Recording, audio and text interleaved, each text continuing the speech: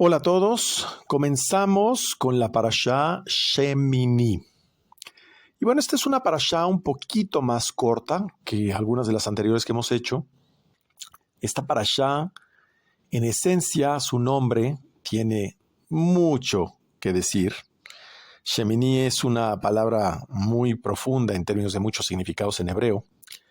Y en general podríamos decir que esta parashá explica todo lo que hacemos hoy en realidad está en el pasado. O mejor dicho, es una programación que viene de una serie de sucesos de nuestra vida. Cuando hablo de pasado, en realidad el pasado no existe. El pasado, el presente, el futuro es una percepción de nuestro cuerpo. Si nosotros pudiéramos salir de nuestro cuerpo, como cuando meditamos, estamos fuera del tiempo.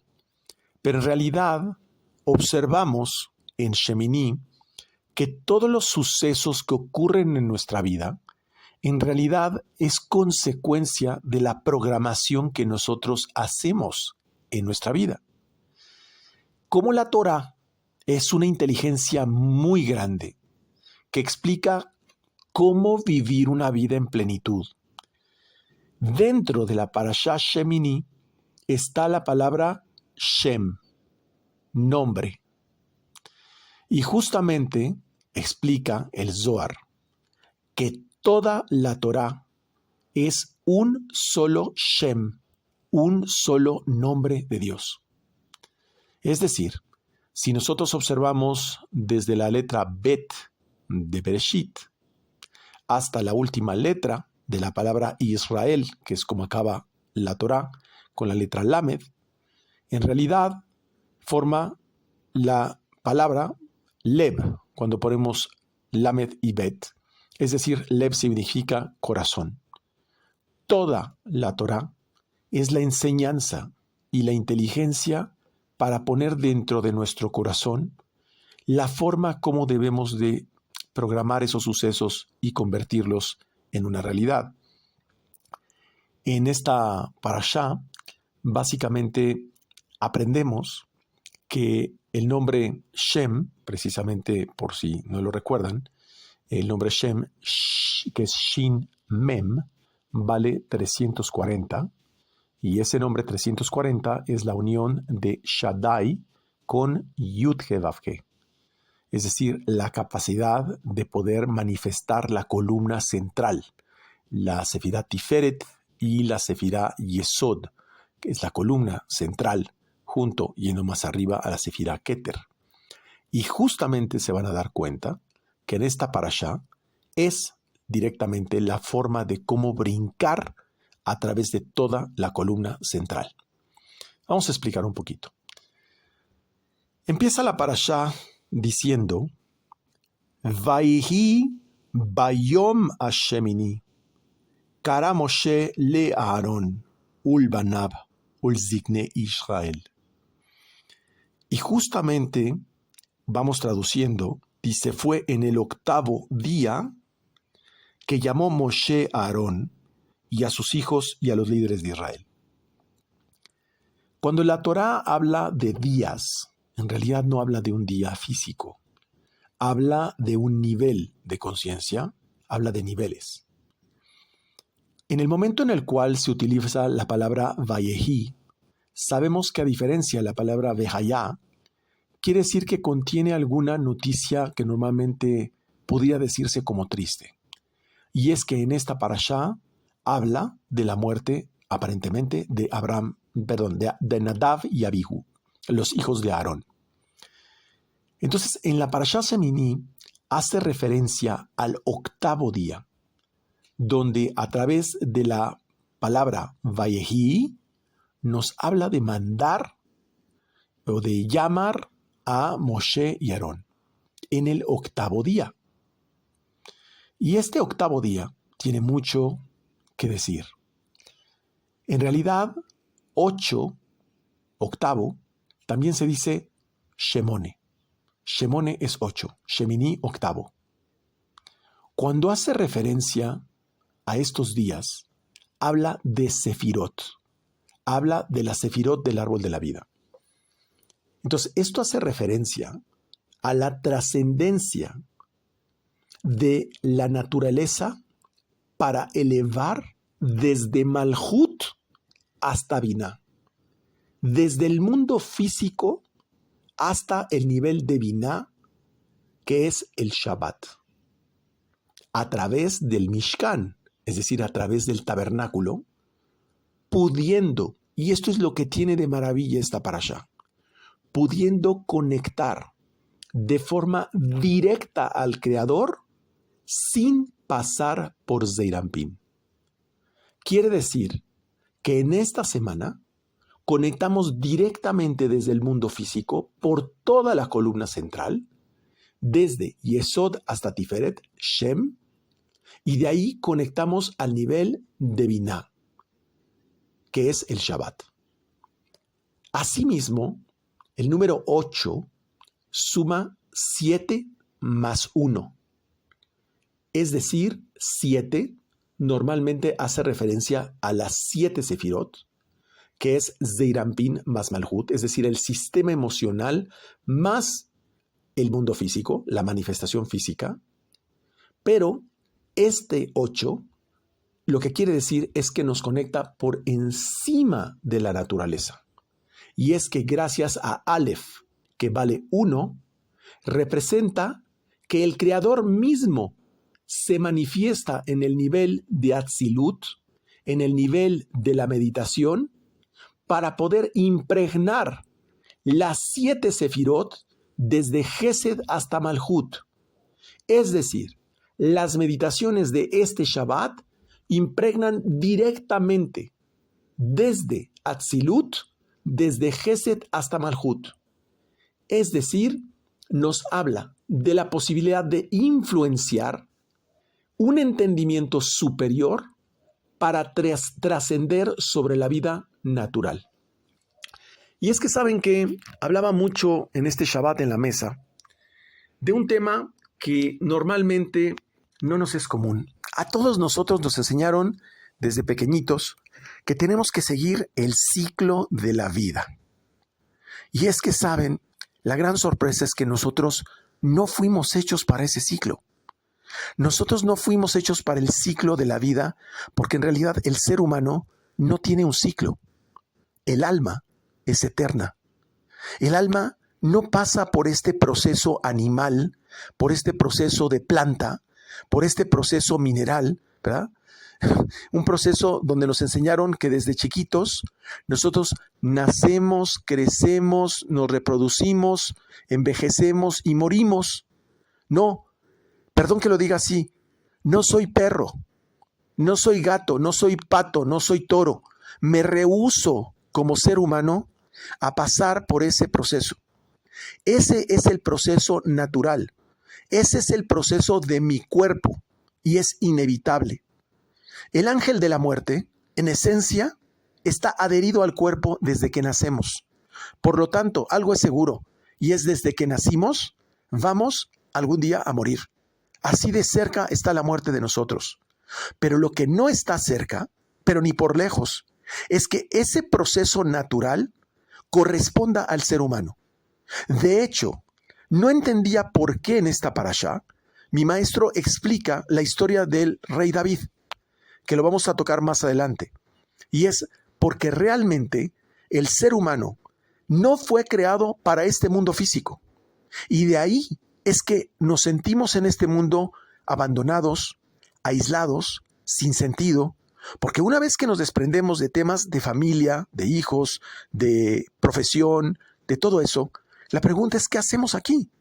Y nos sentimos como solos, abandonados, hasta que realmente comprendemos que el ciclo natural que hay en este mundo no es el ciclo del ser humano. El ser humano vino aquí, a este mundo, no a un ciclo, sino a un proceso, o más bien, para ser estrictos, a parte de ese proceso. Lo explica muy profundamente esta parashá, pero hay que tener una visión desde muy arriba para entender que todo lo que explica en esta parashá es que todo lo que vemos reflejado en nuestra vida son una serie de etapas de un proceso. Nos hacen creer desde pequeñito que nuestra vida es un ciclo y se acaba, empieza y termina. Y no es así. La vida de Nadab y Abijú por lejos empezó y terminó en el momento en el cual fueron fulminados en el tabernáculo. No tiene nada que ver. Fue parte de un proceso para después alimentar otro proceso dentro del alma de Pinhas, después dentro del alma de Eliyahu Nabí, y que finalmente termina siendo Sandalfón. Es decir, es parte de todo un proceso de crecimiento de alma y no de un ciclo. Entonces, esta parashá nos enseña cómo trascender ese ciclo natural que nos han agendado mentalmente. Vamos a ver un poquito de la segulot para la parashá. La primera aliyá, que es la primera aliyá que se lee, en Gesed, ¿no? Viene empezando esto, Vayehi Vayom Shemini. Entonces, Shemini significa el octavo. Y esta primera aliyá, esta primera lectura, nos hace entender que en realidad ya estamos conectando con la sefirá de Binah. En realidad, esta octava sefirá, si comenzamos la cuenta desde Manhut, es ascendente, lo cual nos dice que esta parashá nos da la oportunidad de conectar directamente con la sabiduría de Akadosh Baruj Hu de forma directa, sin la necesidad de pasar por intermediarios, sin pasar por todos los niveles desde Irampín. Eso es maravilloso. Entonces, dar lectura a este primer capítulo, esta primera parte, nos conecta con la fuente de todas las bendiciones, como lo explica mi maestro. Esta fuente de todas las bendiciones directamente es Binah, es como conectar directamente con el Shabbat. Entonces, la segunda aliyá que inicia en esta segulá, en Levítico 9, capítulo 23, podemos leer, dice, Vayabó Moshe ve Aarón el Ohel Moed, nuevamente, Ohel Moed, Vayetzeu, Vayibarechu et Am, Vayerah Jevot Adonai el Kol Am. Dice, e ingresaron después Moshe y Aarón al recinto sagrado, luego de salir, bendijeron al pueblo, y entonces se reveló la gloria de Dios ante todo el pueblo. Esta segulá, en realidad, nos está diciendo que está conectando con el mérito de nuestros maestros y nuestros guías espirituales. Y lo que hace es revertir esa Geburá a través de la guía de nuestro maestro espiritual, si sabemos esa meditación hacerla, para efectos de evitar todo conflicto que se presenta en este mundo. La tercera aliyá, que corresponde al nivel de Tiferet, esa aliyá dice, y cayó Aarón después de ver la muerte de sus dos hijos, ¿no? ¿Qué significa la parte donde dice y cayó a Aarón? Bueno, esto es maravilloso. Lo voy a explicar más adelante porque de verdad es un maestro, una maestría la que nos da Aarón de lo que es el control del sistema emocional. Pero en esencia, esa segulá nos infunde la grandeza de ser fuertes y de tener certeza que en los momentos más difíciles de nuestra vida, estos momentos son perfectos y que Akadosh Baruj Hu nos tiene como parte de un plan y no como parte solo de un evento. Hay una gran diferencia. La cuarta aliyá, correspondiente a Netzach, de Moshe, dice, Moisés le dijo a Aarón y a Eleazar y a Itamar, que fueron los que reemplazaron a los hijos de Aarón, Nadab y Abijú, dice, los hijos que le habían quedado, tomad la ofrenda de grano que queda de las ofrendas encendidas de Yudke Vavke, comedla sin levadura junto al altar, porque es cosa muy santa. Así lo dice, traducido al español. Entonces, este pasuk es una segulá para fortalecer a la persona en momentos difíciles. Y justamente lo que hace es, una cosa es la fortaleza y otra cosa es saber levantar, porque ¿saben qué pasa? Que en los momentos difíciles lo primero que intentamos hacer es justificarnos con nuestro orgullo. Por eso le dice, enciende esta ofrenda a Hashem y cómetela sin levadura, cómetela sin levar, porque cuando tú aceptas algo que es durísimo en tu vida, sin sacar tu orgullo, es cosa muy kadosh, es cosa muy elevada, cosa muy santa. La quinta aliyá, correspondiente a Aarón, corresponde a la Sefirá Od, que viene en Levítico, que sería Levítico 10:16. Lo voy a leer. Dice, Vet Seir ahatat darosh darash, Moshe vehine soraf baitzov al Eleazar veal Itamar vene Aarón, anotarim lemor. Lo voy a leer en español. Dice, y sobre el chivo del Corbán Hatat, inquirió y preguntó Moshe y se enteró que había sido quemado. Y se enojó, se refiere a Moshe, se enojó con Eleazar e Itamar, los hijos de Aarón. Entonces, ¿qué pasó? Se quemó la ofrenda.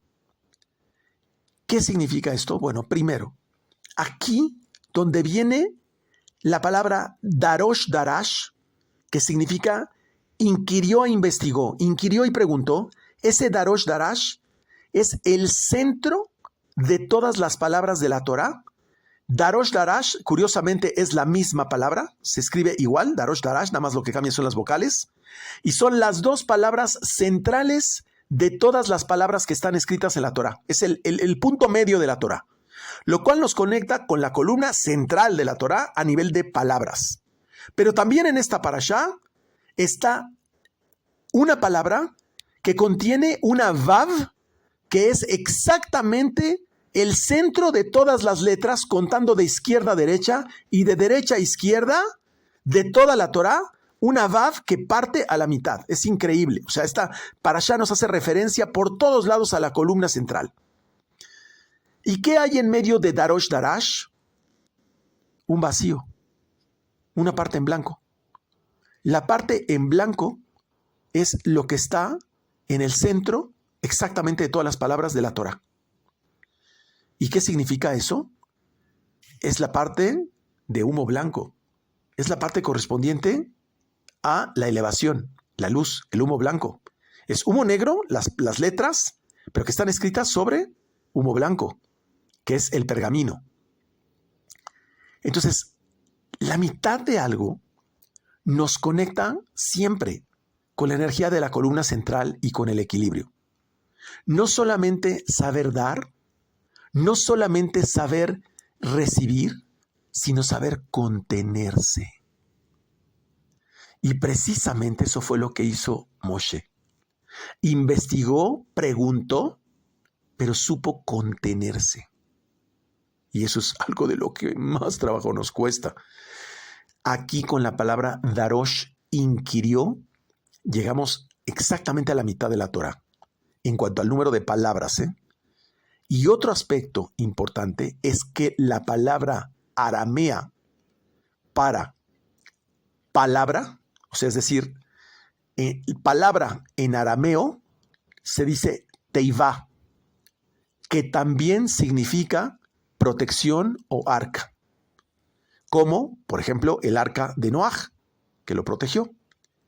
Entonces, cuando conectamos con la palabra darosh, no solamente recibimos esa fuerza para mantener el equilibrio y la reactivación de nuestro sistema inmunológico, sino en esta parashá también recibimos protección, en esta segulá. La sexta aliyá, que corresponde a Yosef y Esod, esta sexta aliyá en general lo que hace es hablar de todo lo relativo a las leyes del kashrut. Nos enseña cómo debemos de comer y menciona cosas interesantísimas, aprendiendo que lo que nosotros comemos somos lo que somos, lo que nosotros comemos es lo que va a determinar nuestra altura espiritual. Por eso la importancia de comer kasher.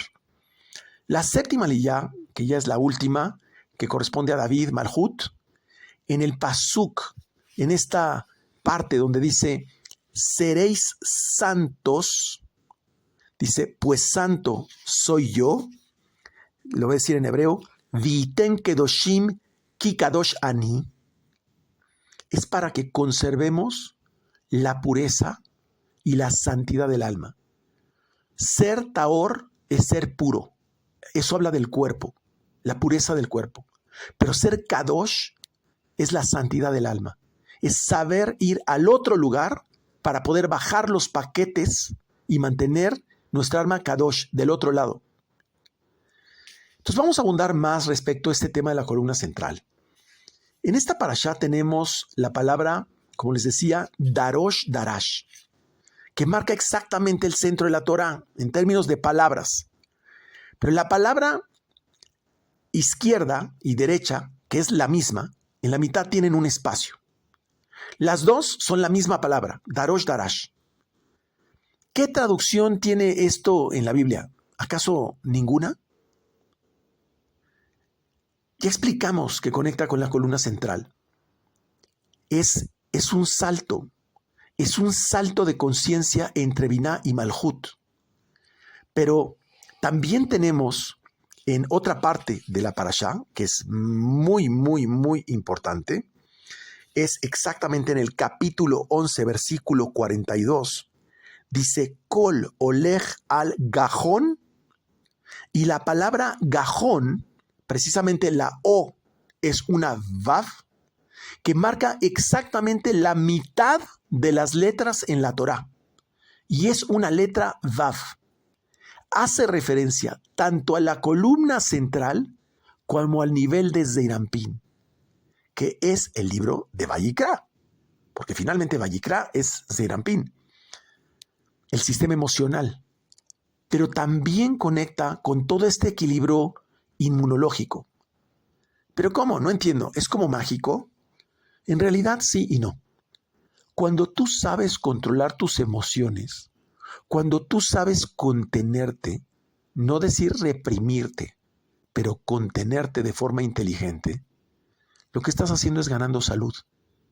Refuerzas tu sistema inmunológico. La persona que tiene paz interior es una persona sana. La persona que normalmente está ansiosa y nerviosa por sí mismo o por los demás, normalmente enferma. Entonces, ese punto de en medio que además une un lado y otro de la Torá, es la referencia de dos fuerzas, masculino y femenino.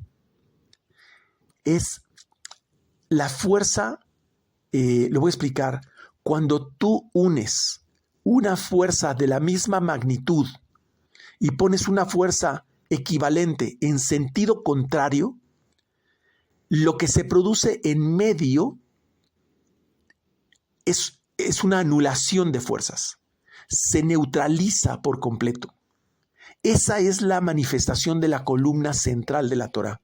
Es una anulación, es una neutralización de las fuerzas que intentan finalmente cargarnos en un sentido de dar sin sentido, perdón por la redundancia, y en un sentido de recibir sin sentido. Nuevamente, perdón por la redundancia. Sí. Entonces, dándole un nuevo sentido a las cosas con una fuerza que es autocontenida. Y curiosamente, los únicos dos momentos que se da esto en el año es en el equinoccio de verano y en el equinoccio de invierno, que son los 2 días que tienen la misma cantidad de energía y de luz en el año. Son 2 energías equivalentes que se tienen en ese punto medio. Representa la aparición de 2 fuerzas que permiten eliminar el efecto que el mundo físico tiene sobre nosotros. Y en esta parte viene una explicación muy bonita donde dice el Arizal, que lo peor que podemos hacer es pensar que las leyes que aplican para la naturaleza, como venía diciendo en la introducción de esta parashá, son las mismas leyes que aplican para el ser humano. Y entonces nos vemos como arraigados en la tierra. Nos vemos como árboles plantados en la tierra. El ser humano, tú le preguntas, ¿de dónde eres? Y te dice, soy de la tierra, soy terrícola. Entonces, nosotros tenemos las raíces en el cielo. Nuestra raíz está en el alma y debemos de dar frutos en la tierra. No al revés. Nuestra alma es eterna y nuestro cuerpo es finito. No nos damos cuenta que la naturaleza es un rigor terrible.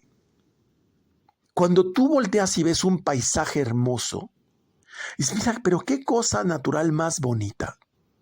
No te estás dando cuenta que lo que estás viendo en realidad es una película de puro rigor. ¿A poco tú crees que una hermosa plantita que sale con una florecita al lado de un árbol le importa a las ramas de ese árbol? Si esas ramas de ese árbol le dan sombra, le importa muy poco que se muera la plantita. De hecho, la naturaleza es una competencia por territorio continua.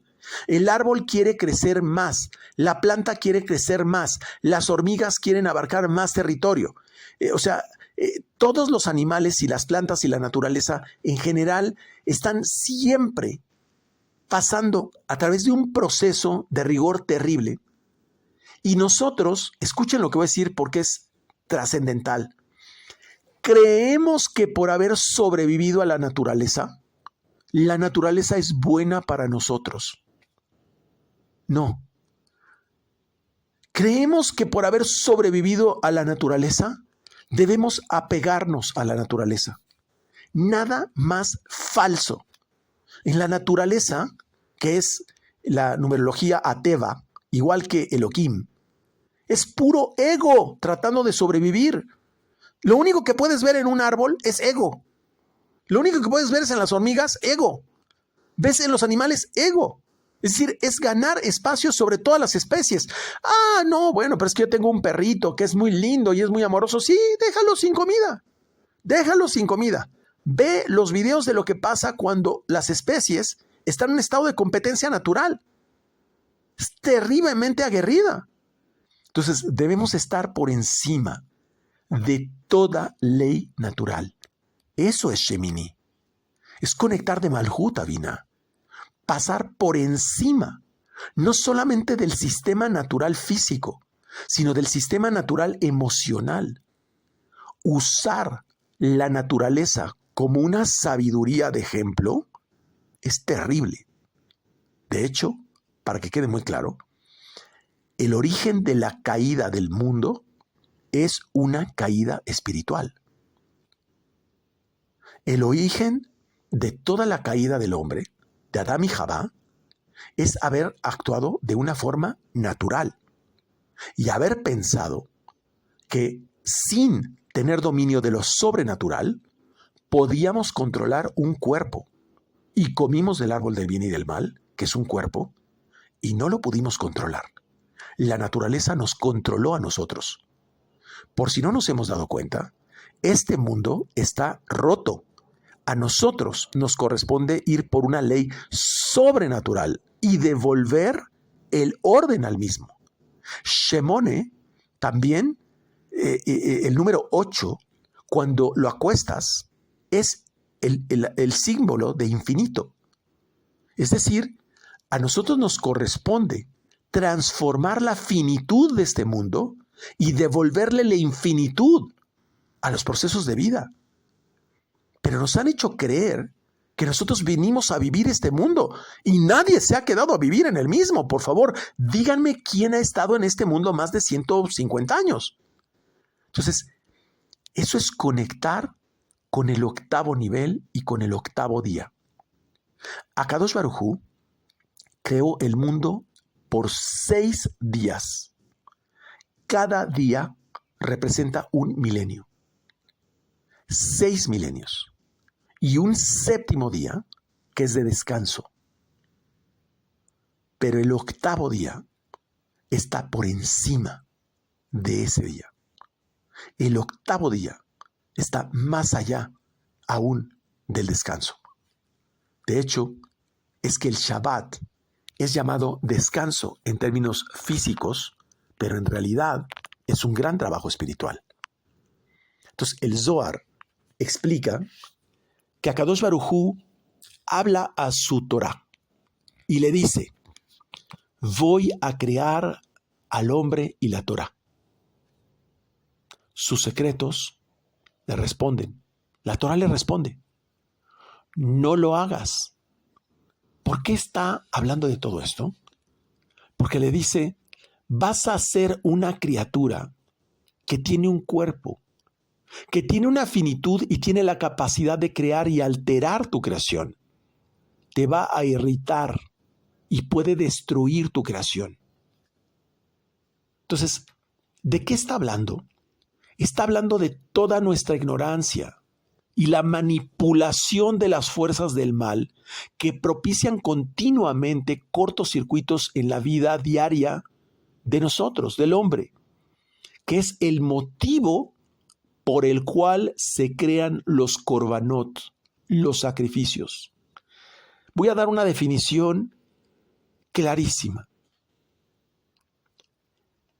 La manipulación de las fuerzas del mal solo operan debido a nuestra ignorancia. Y esta ignorancia nos lleva a tener un bombardeo injusto. ¿Por qué injusto? Porque viene basado en la ignorancia, no en los secretos. Una reacción emocional incongruente, porque no es congruente con la naturaleza del hombre, porque no es un animal. Y viene a crear una reacción animal. Bueno, pues ¿qué es lo que se sacrifica en los korbanot? El animal.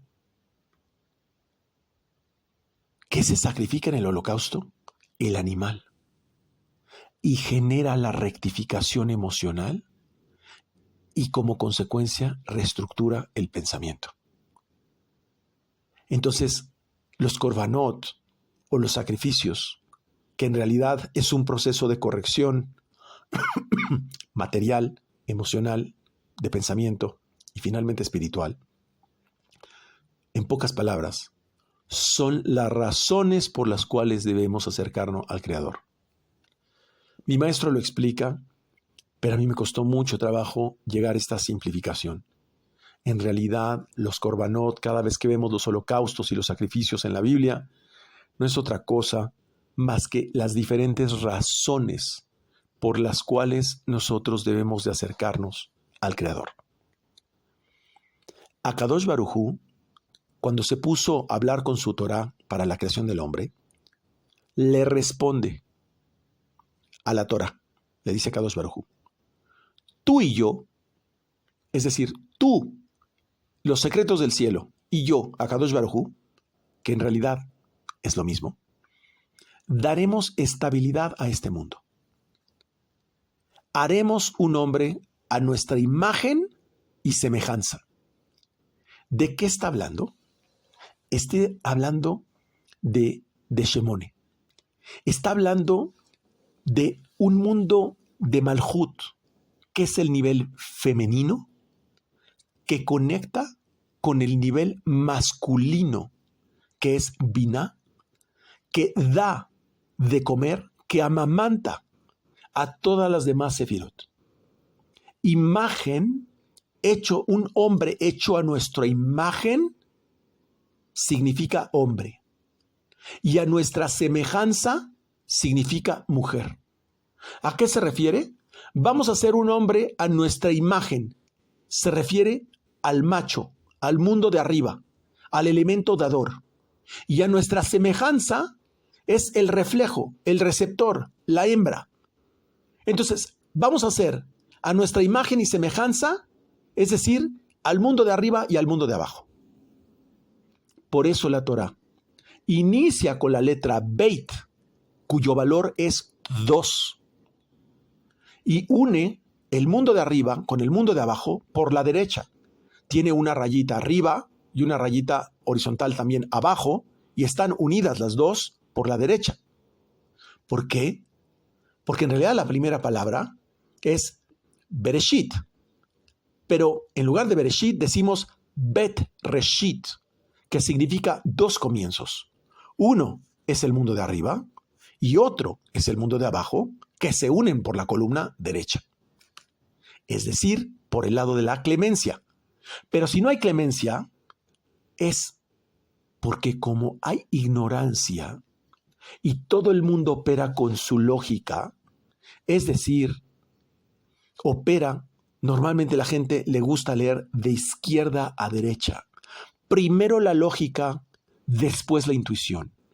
Y entonces se encuentra un camino sin salida, que es la parte que une estos dos mundos en la letra Beit, y se encuentra un encerrado, porque su lógica no le da con toda su capacidad para resolver los problemas, lo que su inteligencia en su intuición y su creatividad le da solución a cualquier problema, pero no desde el mundo físico, sino desde el mundo metafísico. Pero si estudiamos de principio a fin, es decir, de derecha a izquierda toda la Torá, ahora sí encontramos Lev, encontramos corazón, encontramos la clemencia. Por eso empieza con Beit y termina con Lamed, que forma la palabra Lev, porque lo que tiene que haber en nuestro corazón es clemencia. Cuando nosotros nos separamos de este principio, quiere decir que cuando nosotros empezamos a actuar con nuestra lógica, y con nuestra lógica un solo día que actuamos con nuestra lógica, Akadosh Baruj Hu responde y dice, pues yo te abandono 2 días. ¿Qué significa esto que explica mi maestro? Significa que cuando tú actúas con tu lógica, no solamente te desconectas del efecto que esto tiene en el mundo físico, sino también te desconectas del mundo espiritual. Eso es lo que quiere decir. La Torá empieza por la letra Beit, porque también es la inicial de la palabra Baruch, que significa, traducido, bendito. En realidad, la palabra Baruch significa que se abren los grifos de bendición cuando estudias la Torá.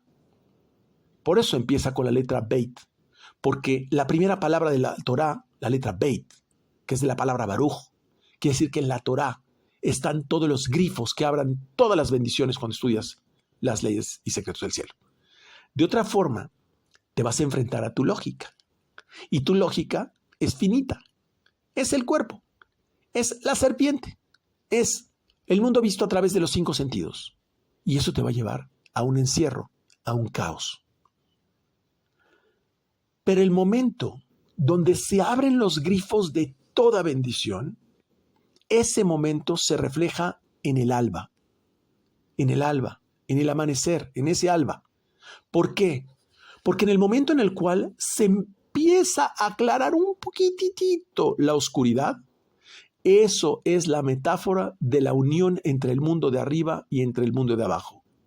Es el momento en que pasamos de la oscuridad a la luz. Y recibe la persona que se impregna de esa energía tal protección por el estudio de los secretos que a esa persona se le llama Shalom. Así es que un amigo que me decía Shalom, pues tiene razón, porque a esa persona se le llama paz. Porque la persona que estudia los secretos y recibe hasta el amanecer esa energía, debido a su estudio, Dios le da la paz. Es decir, una vida sin estrés. Y nada durante el día le hará daño.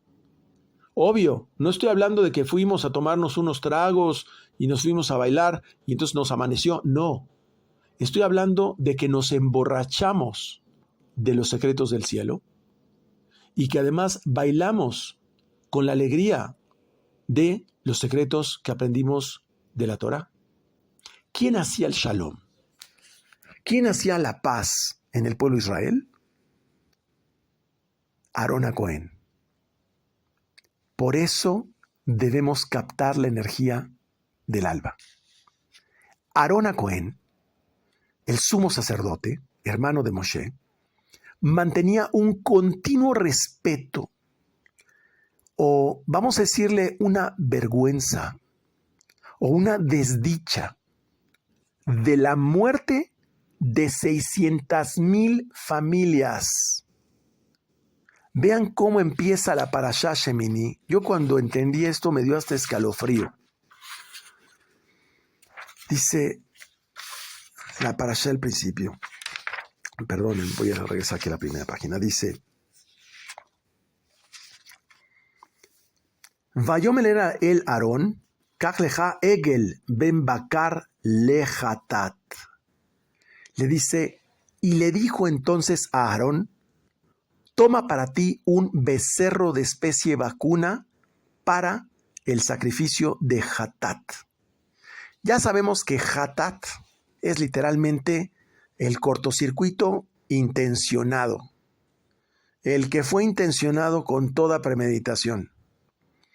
Y utiliza la palabra egel, que ya sabemos que el becerro de oro también se dice egel. Becerro es un código, lo volvemos a repetir. Ainara, es decir, la envidia. Gilui Arayot, relaciones sexuales promiscuas. Y la Shonara, la mala boca, que eran las cualidades de los magos egipcios que habían seguido el pueblo de Israel, llamados los Erev Rav. ¿Y por qué Aarón sentía este respeto, esta desdicha? Porque por la inmortalidad que había sido dotada el pueblo de Israel, había estado listo para recibir las tablas de la ley. En el momento del becerro de oro, esa inmortalidad se perdió. Otra vez la inmortalidad que teníamos en el jardín del Edén se perdió.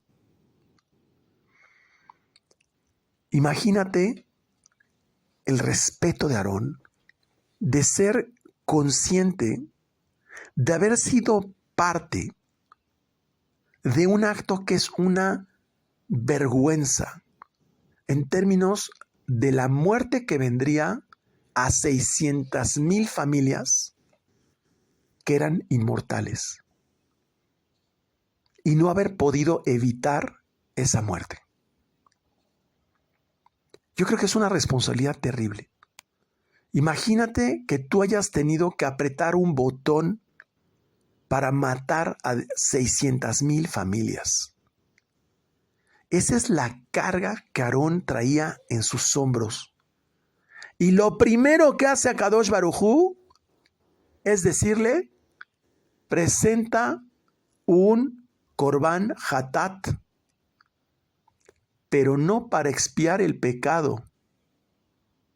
No para expiar el pecado, sino precisamente para generar ese Korban, para corregir a través del mismo elemento, el becerro. Imagínate el trauma que en ese momento generó en Aarón. O sea, básicamente, esto nos enseña que muchas veces en nuestra vida cargamos culpas de cosas que hicimos y que además no las pudimos haber evitado. Olvídate de las culpas donde la regaste, pero hay veces que tú jamás lo intencionaste y que no fue el propósito, pero ni por lejos. Y te cargaste a una serie de personas. Puede ser en los negocios, en la salud, en lo familiar, en lo que sea. Y traes esa culpa atrás de ti. Y lo primero que te ponen enfrente es una escena recordándote lo mismo que te pasó. Entonces, ¿por qué fue la primera ofrenda? Primero, porque había que hacer la corrección del pueblo. Pero por el otro lado, también había que hacer la corrección interna de Aarón, para que Aarón elevara esa posición y ese peso tan grande que tenía encima de él. En realidad no había sido su culpa, pero se vio forzado a Aarón a hacer algo extraordinariamente denigrante y vergonzoso. O sea, lo forzaron a crear un dios de oro y adorarlo. Y claro, Aarón se postró en el piso, invocó al ángel de la muerte. Pero era justamente por ese corazón roto que tenía Aarón, por esa vergüenza que sentía Aarón, que a Kadosh Baruj Hu le dio el lugar de sumo sacerdote, porque sabía que nunca jamás volvería a ocurrir. Por eso dije que el primer corbán que ofreció Aarón, un corbán hatat, no fue para expiar el pecado de Israel, sino para regenerar ese proceso y convertirlo en un verdadero Cohen Gadol. Y es que tú no puedes entrar al Shabbat con culpas. Tú no puedes entrar al tabernáculo con culpas encima. Tienes que dejar a un lado todo y entrar limpio. Akadosh Baruj Hu quería que fuera empático con los errores que cometen las personas. ¿De qué te sirve un sumo sacerdote que se dedicaba a juzgar a las personas? No. Quería que Aarón, que había sentido la vergüenza de haber tenido que cometer un error enorme. Nadie de todo el pueblo de Israel participó en un error que involuntariamente provocara que 600,000 familias fueran a morir. ¿Por qué iban a morir? Porque perdieron la inmortalidad. Y hoy, tú y yo, ante la revelación del Mashiach que iba a ocurrir en esa misma noche donde Moshe iba a revelar la Kabará, las tablas originales, el hombre iba a ser inmortal. Tú y yo no teníamos que haber muerto, no teníamos que haber vivido una vida de muerte. Imagínate lo que sintió Aarón de saber que se estropeó ese plan. Pues justamente Aarón era quien sabía y quien entendía que cuando una persona cometía un error, él decía, yo cometí y he cometido uno mucho peor y ni siquiera lo intencioné. Por lo cual él sí tenía un corazón, como decimos, de verdad, era un pan de Dios que podía comprender el dolor que siente una persona, ya sea o para cometer un error o porque cometió un error. Porque finalmente es el dolor y la desesperación lo que nos lleva a cometer errores. ¿Se acuerdan lo que expliqué hace unos minutos? Entonces, Aarón era empático con los que cometen errores y nos deja un ejemplo abismal para enseñanza de vida a todos nosotros, para que seamos empáticos con los que cometen errores, no con los que se consideran perfectos, sino para aquellos que querían enmendar sus cortocircuitos, sus pecados, porque el Cohen Gadol sentía el peso de los errores de todos los demás. Eso es lo que nos empieza narrando la parashá, por eso empieza con la palabra Vayehi. Entonces Aarón sabía lo que se sentía que un error te estuviera aplastando todo el tiempo en la vida. Así que ese Cohen, ese sumo sacerdote, era el que lograba la paz entre los dos mundos. A Aarón, en el momento que vio la muerte de sus hijos, guardó silencio. Imagínate estar en un rito sagrado y ver que en ese momento dentro del santuario tus hijos son fulminados. Hasbe Shalom. Y guardó silencio. Y viene una enseñanza profundísima esta parasha. El mundo mineral es llamado el mundo del silencio. Porque las piedras no se mueven, no gesticulan, están en absoluto silencio. Dice este Midrash que Aarón se convirtió en piedra, en una piedra. Ni siquiera gesticuló con sus emociones. Solo cerró los ojos y pensó que Akadosh Baruj Hu tenía un plan perfecto dentro del suceso que ocurrió dentro del Beit HaMikdash, dentro del tabernáculo. ¿Cuándo nosotros llegaremos a tener el control emocional de Aarón? Siempre despreciamos que el mundo mineral es como si fuera el más bajo. No confundamos. No es el más bajo.